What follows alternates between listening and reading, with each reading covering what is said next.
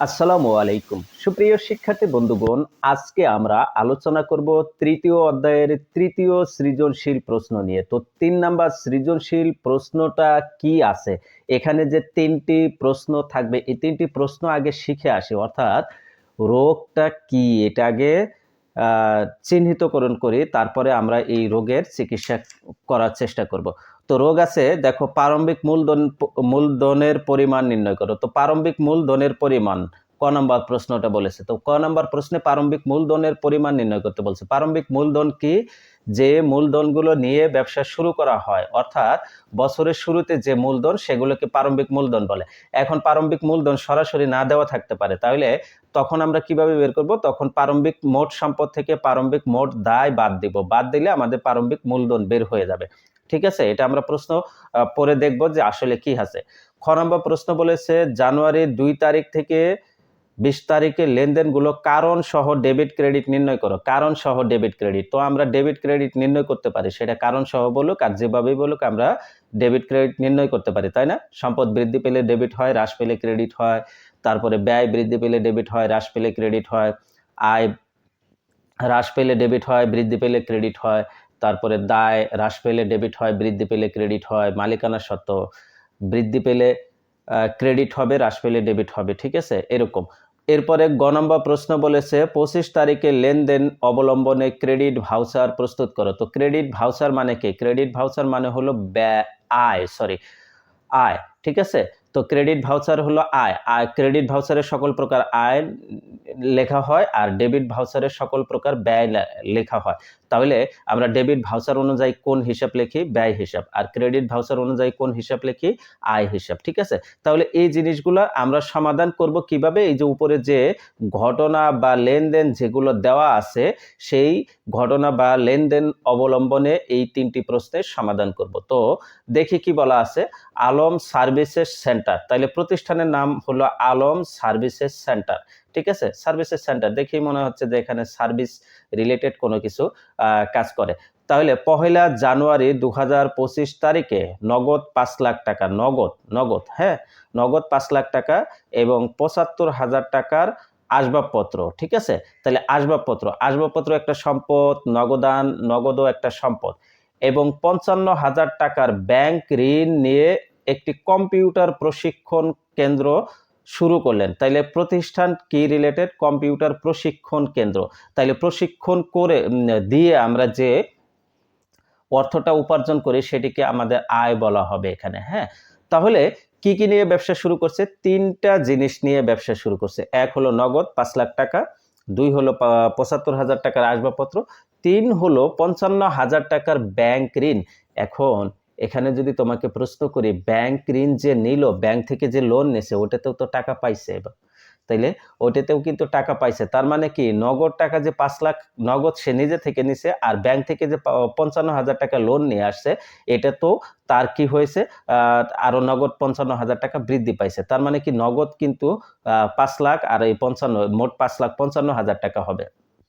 আর ৭৫,০০০ টাকার আসবাবপত্র হবে এবং ৫৫,০০০ টাকার ব্যাংক ঋণ হবে। এখন যদি প্রারম্ভিক মূলধন বের করতে বলে, তাহলে প্রারম্ভিক মূলধনের অ্যান্সারটা কিন্তু আমরা খুব সহজে বের করতে পারবো যে এই যে এখানে মোট সম্পদ থেকে মোট দায় বাদ দিব। মোট সম্পদ, প্রারম্ভিক মোট সম্পদ, প্রারম্ভিক মোট দায়। প্রারম্ভিক কোনগুলো? যেগুলো নিয়ে ব্যবসা শুরু করে সেগুলা। তাহলে প্রারম্ভিক মূলধন বের করার সূত্র হলো প্রারম্ভিক মূলধন সমান হলো প্রারম্ভিক মোট সম্পদ মাইনাস প্রারম্ভিক মোট দায়। তাহলে প্রারম্ভিক মোট সম্পদ কত হবে? নগদ ৫ লাখ আর ৫৫,০০০ টাকা আরো নতুন করে অ্যাড হলো, তাহলে ৫,৫৫,০০০ টাকা নগদ, আসবাবপত্র হলো ৭৫,০০০ টাকা। এই দুটো হলো সম্পদ আর ৫৫,০০০ টাকা এটি হলো দায়। তাইলে মোট সম্পদ থেকে মোট দায় বাদ দিলে প্রারম্ভিক মূলধন বের হয়। এটার অ্যান্সারটা আমি করে দিচ্ছি এখনই। দেখো এটার অ্যান্সার কিভাবে করবা। প্রারম্ভিক মূলধনের পরিমাণ নির্ণয় করার জন্য তারিখ, বিবরণ, টাকা দুটি ঘর দিবা। জানুয়ারি ১ তারিখে নগদ এই যে ৫ লাখ টাকা নগদ নিয়ে আসছিল আর ৫৫,০০০ টাকা ব্যাংক ঋণ, এটা তো ক্যাশ পেয়েছো, এই জন্যে নগদ ৫,৫৫,০০০ টাকা আর আসবাবপত্র ৭৫,০০০ টাকা। এই দুটি হলো প্রারম্ভিক সম্পদ। ঠিক আছে, এই দুটি হলো প্রারম্ভিক সম্পদ। এখান থেকে প্রারম্ভিক দায়, ব্যাংক ঋণ আছে 55,000 টাকা, এটা মাইনাস করে দেবা, দিলে টোটাল বের হবে 5,75,000 টাকা। এটি হলো প্রারম্ভিক মূলধন। ঠিক আছে, প্রারম্ভিক মূলধন কিভাবে বের করবা, আরেকভাবে লিখতে পারো, প্রারম্ভিক মোট সম্পদ মাইনাস প্রারম্ভিক মোট দায়, এটাও লিখতে পারো। এইভাবে লিখলেও হবে, এইভাবে লিখলেও হবে, তবে যেহেতু তুমি দুই তরফা থাকিলে পদ্ধতি পড়তেছো, তাহলে এইভাবেই লেখো। ঠিক আছে, যখন একতরফা করব তখন আমরা ওইভাবে দেখাবো না, আমরা 6 নম্বর সৃজনশীল প্রশ্নের ভালো সমাধান দেখাবো। এরপরে আমরা দেখি বাকি লেনদেনগুলো দেখি।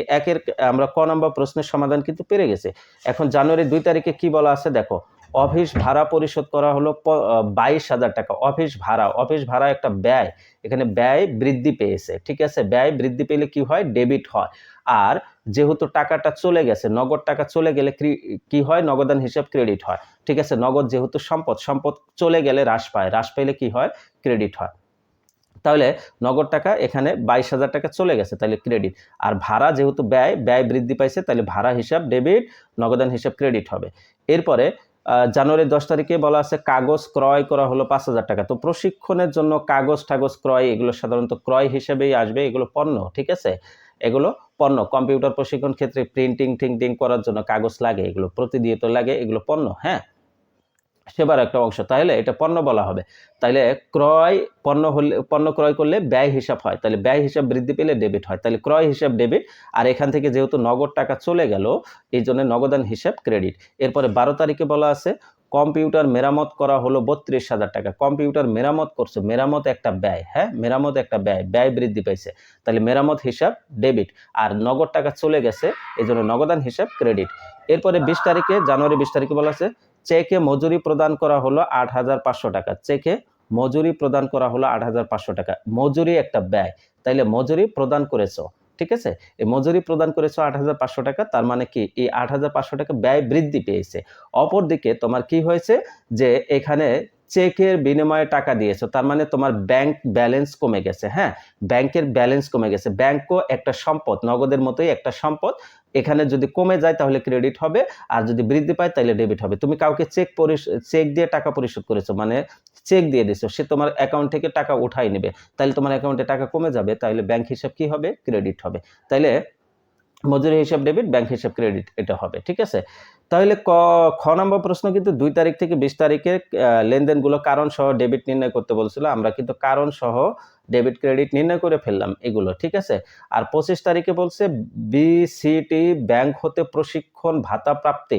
তাহলে প্রশিক্ষণ ভাতা যখন প্রাপ্তি হবে তখন হবে আয়, আর যখন প্রদান করবা তখন হবে ব্যয়। যেহেতু এটা প্রাপ্তি করেছো তাহলে আয়, তাহলে এটা আয়। এটার ভাউচার নম্বর দেওয়া আছে 503 এবং টাকা দেওয়া আছে 13,000 টাকা, আর প্রতিষ্ঠান দেওয়া আছে বিসিটি ব্যাংক। ঠিক আছে, তাহলে এইটার অবলম্বনে 25 তারিখের লেনদেন অবলম্বনে একটি ক্রেডিট ভাউচার তো প্রস্তুত করতে হবে। আচ্ছা, এইটা আমরা 25 তারিখেরটা পরে আসে, বাট এই ক্ষেত্রে আমরা 2 তারিখ থেকে 20 তারিখ পর্যন্ত এইগুলা একটু আমরা এবার অ্যান্সার করার চেষ্টা করি, খ নম্বর প্রশ্নের অ্যান্সারটা করার চেষ্টা করি।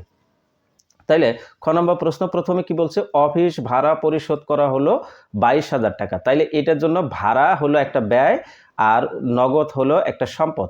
এখানে নগদ কমে গেছে, ভাড়া ব্যয় বৃদ্ধি পাইছে, তাহলে ব্যয় বৃদ্ধি পেলে ডেবিট, সম্পদ হ্রাস পেলে ক্রেডিট। তাইলে এটার ব্যাখ্যা দিব কিভাবে, দেখো এই যে দেখো, আমরা খ নম্বর প্রশ্ন উপযুক্ত লেনদেনগুলোর কারণ সহ ডেবিট ক্রেডিট নির্ণয়। জানুয়ারির 2025 জানুয়ারি 2 অফিস ভাড়া হিসাব ডেবিট, নগদান হিসাব ক্রেডিট, টাকা 22,000 লিখে দিলাম। এখন কারণ কি, কারণটা অনেকভাবেই দিতে পারো, যে একদম প্যারাগ্রাফ আকারে দিতে পারো অথবা সংক্ষেপে দিতে পারো। সংক্ষেপ কেমন, যেমন অফিস ভাড়া হিসাব ডেবিট করলা, তাইলে এটা কেন ডেবিট করলা, অফিস ভাড়া একটা ব্যয়, এখানে ব্যয় বৃদ্ধি পাইছে এই জন্য ডেবিট করছি। কারণটা শুধু ব্যয় বৃদ্ধি এতটুকু লিখে দিলে হবে। আর এদিকে নগদান হিসাব ক্রেডিট, নগদান হিসাব একটা সম্পদ, সম্পদ হ্রাস পাইছে এই জন্য ক্রেডিট করেছি, এই জন্য এখানে সম্পদ হ্রাস, এই কারণটা লিখে দিছি। আর যদি তুমি অন্যভাবেও লিখতে পারো যে নগদে অফিস ভাড়া পরিশোধ করায় অফিস ভাড়া ব্যয় হ্রাস পাওয়ায় ডেবিট হয়েছে, এবং নগদান হিসাব সম্পদ হ্রাস পাওয়ায় ক্রেডিট হয়েছে, এইভাবেও লিখতে পারো। তো ওইটা একটু কঠিন হয়ে যায়, আর এটা সহজ হয়, তুমি এই সহজভাবে করার চেষ্টা করো। হ্যাঁ, অফিস ভাড়া এটা ব্যয় বৃদ্ধি পাইছে এই জন্য ডেবিট, আর নগদান হিসাব এটা সম্পদ হ্রাস পাইছে এই জন্য ক্রেডিট। ঠিক আছে, এটা লিখে দিছি। এরপরে আমরা পরেরটা দেখব। 10 তারিখেরটা বলা আছে কাগজ ক্রয়। কাগজ ক্রয় এখানেও ব্যয় বৃদ্ধি পাইছে এবং নগদ টাকা চলে গেছে। ওই আগেরটার মতোই ব্যাখ্যা হবে। তাইলে ক্রয় হিসাব লিখবো এখানে। কি লিখবো? এখানে কাগজ ক্রয়ের জন্য মনিহারি হিসাব দিয়েছে। আচ্ছা, কাগজ ক্রয় তার তো প্রোডাক্ট নয়, এটা কাগজ, কালি, কার্বন এগুলো মনিহারি হিসাব হবে। কাগজ, কালি, কার্বন ক্রয় এগুলো মনিহারি হিসাব হবে। এগুলো নিয়ে আমরা হিসাব চ্যাপ্টারে আরো বিস্তারিত আলোচনা করব। হ্যাঁ, আবার তো এটা বুঝে রাখো যে মনিহারি হিসাব, এটা মনিহারি হিসাব ও ক্রয়ের মতোই একটা ব্যয়। এটা ব্যয় বৃদ্ধি পাইছে, এই জন্য ডেবিট হয়েছে 5,000 টাকা। আর নগদ টাকা কমে গেছে, নগদ একটা সম্পদ, সম্পদ হ্রাস পাইছে, এই জন্য ক্রেডিট হয়েছে 5,000 টাকা। তাইলে এখানে সম্পদ হ্রাস লিখে দেবা কারণ হিসেবে। এরপরে 12 তারিখে বলা আছে কম্পিউটার মেরামত করা হলো। তাইলে মেরামত একটা ব্যয়, আগেরটার মতোই মেরামত ব্যয়, মেরামত ব্যয়, এখানে ব্যয় বৃদ্ধি পাইছে আর নগদ টাকা চলে গেছে, এই জন্য নগদান হিসাব ক্রেডিট হবে, মেরামত ব্যয় হিসাব ডেবিট হবে। তাইলে এখানে লিখবো মেরামত হিসাব ডেবিট 32,000 টাকা। এটা কারণ কি? ব্যয় বৃদ্ধি। তারপরে নগদান হিসাব ক্রেডিট 32,000 টাকা, এটার কারণ কি? সম্পদ হ্রাস। এরপরেরটা দেখি আমরা। পরেরটা হলো 20 তারিখে চেকে মজুরি প্রদান। এখানেও ব্যয় হয়েছে, মজুরি প্রদান করার কারণে ব্যয় বৃদ্ধি পেয়েছে। তাইলে মজুরি হিসাব ডেবিট। আর চেকে যেহেতু টাকা পরিশোধ করেছো সেহেতু ব্যাংকের টাকা কমে গেছে, তাহলে ব্যাংক হিসাব ক্রেডিট হবে। ব্যাংক হিসাবও একটা সম্পদ, এখানে সম্পদ হ্রাস পাইছে। তাহলে এটা কিভাবে লিখবো? যে মজুরি হিসাব ডেবিট 8,500 টাকা, এটা ব্যয় বৃদ্ধি পাইছে এই জন্য 8,000 ডেবিট লিখছি। ব্যাংক হিসাব ক্রেডিট, এটা 8,500 টাকা, এটা সম্পদ, ব্যাংকের টাকা কমে গেছে, সম্পদ হ্রাস পাইছে এই জন্য ক্রেডিট করেছে, এটা সম্পদ হ্রাস এই জন্য ক্রেডিট। তাও আশা রাখি তোমরা খ নম্বর প্রশ্নটাও ভালোভাবে বুঝতে পেরেছো। গ নম্বর প্রশ্নটা এতক্ষণে পারার কথা তোমাদের, যে 25 তারিখে লেনদেন অবলম্বনের ক্রেডিট ভাউচার প্রস্তুত করো। তো ক্রেডিট ভাউচার কেমন, ডেবিট ভাউচার কেমন, চালান কেমন, তারপরে এই জিনিসগুলা কিন্তু আমরা যে ব্যবসায়িক দলিল যেগুলো, এগুলো নিয়ে আমরা বেসিক আলোচনা করেছি এই ক্লাসে। বেসিক আলোচনাগুলো তোমরা দেখে নিবা। হ্যাঁ, তারপরেও আমি ক্রেডিট ভাউচারটা দেখাই দিচ্ছি। এটা কেমন হবে, ক্রেডিট ভাউচারে কি জিনিস অবলম্বন করতে হয় বা লিপিবদ্ধ করতে হয়? ক্রেডিট ভাউচারে শুধুমাত্র আয়গুলো লিপিবদ্ধ করতে হয়। এই যে এখানে প্রশিক্ষণ ভাতা প্রাপ্তি হয়েছে, এটা হলো আয়, 25 তারিখের লেনদেন। তাহলে এই ক্রেডিট ভাউচারটা কিভাবে করবো একটু দেখে নিই। দেখো, ক্রেডিট ভাউচার করার জন্য প্রথমে প্রতিষ্ঠানের নাম দেব, আলম সার্ভিসেস সেন্টার, এই প্রতিষ্ঠানের নাম, তারপরে ঠিকানা থাকবে। ঠিকানা যেহেতু এখানে নাই, এখানে আর দেয় নাই, মাঝখানে ক্রেডিট ভাউচার এটা লিখবো। এবার বাম পাশে আসবো ক্রেডিট ভাউচার নম্বর এবং হিসাব খাতের নাম, আর ডান পাশে দিব তারিখ, গ্রহণকারীর নাম এবং ঠিকানা।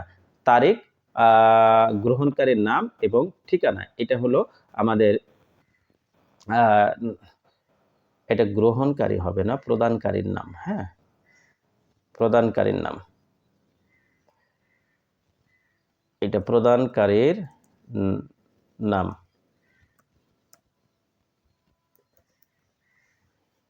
প্রদানকারীর নাম, ওকে। তাহলে নাম এবং ঠিকানা, তাইলে এটা দেব। ক্রমিক নম্বর, বিবরণ, টাকা টাকা। তাইলে কি পড়ছে এখানে? তারিখ কত? 25 জানুয়ারি 2025, এটা প্রশ্নে দেওয়া আছে। আর প্রদানকারীর নাম এখানে দেখো, এই যে কে, বিসিডি ব্যাংক প্রদান করেছে, তাই না? তাইলে বিসিডি ব্যাংক লিখবো। ঠিকানা এটা দেওয়া নাই, এখানে আমরা ডট ডট রাখবো। ক্রমিক নম্বরে একটাই আছে, 1 নম্বর লিখবো। বিবরণ, বিসিডি ব্যাংক হতে প্রশিক্ষণ ভাতা প্রাপ্তি 13,000 টাকা, এই 13,000 টাকায় লিখবো। এখানে আর কোনো ডিসকাউন্ট বা আর কোনো কিছু নেই, তাইলে 13,000 টাকা, 13,000 টাকায় লিখবো। এটাকে কথাই লিখে দিব 13,000 টাকা মাত্র। আর আমরা জানি ভাউচারে 4 জনের স্বাক্ষর থাকে। আমি যদি বাম পাশ থেকে ধরি, প্রথমে ক্যাশিয়ারের স্বাক্ষর, তারপরে হিসাব রক্ষকের স্বাক্ষর, তারপরে ব্যবস্থাপকের স্বাক্ষর এবং ডান পাশে গ্রহীতার স্বাক্ষর থাকবে। ঠিক আছে, ডান পাশে গ্রহীতার স্বাক্ষর থাকবে। ওকে, তো এই ছিল এখানের ক্রেডিট ভাউচার তৈরি করার ফর্মুলা। তো ক্রেডিট ভাউচার পারলাম আমরা, ডেবিট ক্রেডিট কারণ সহ ব্যাখ্যা করতে পারলাম এবং প্রারম্ভিক মূলধন নির্ণয় করতে পারলাম। সেই সাথে আমরা 3 নম্বর সৃজনশীল প্রশ্নের সম্পূর্ণ সমাধানও করতে পারলাম। তোমরা যারা 3 নম্বর প্রশ্নের সম্পূর্ণ সমাধান বা A to Z বুঝতে পারলে তারা কমেন্টে জানাবে ডান, এবং যারা বুঝতে পারো নাই বা কোথাও কোনো কনফিউশন মনে হয়েছে, তোমরা কমেন্টে আমাকে জানাইতে পারো যে এই টপিকটা আমি বুঝিনি, আমি তোমাদেরকে বোঝানোর চেষ্টা করব। সবাই ভালো থাকো, সুস্থ থাকো। আর হ্যাঁ, এই ক্লাসটা তোমাদের বন্ধুদের সাথে শেয়ার করে দাও, তোমাদের বন্ধুদেরকেও দেখার সুযোগ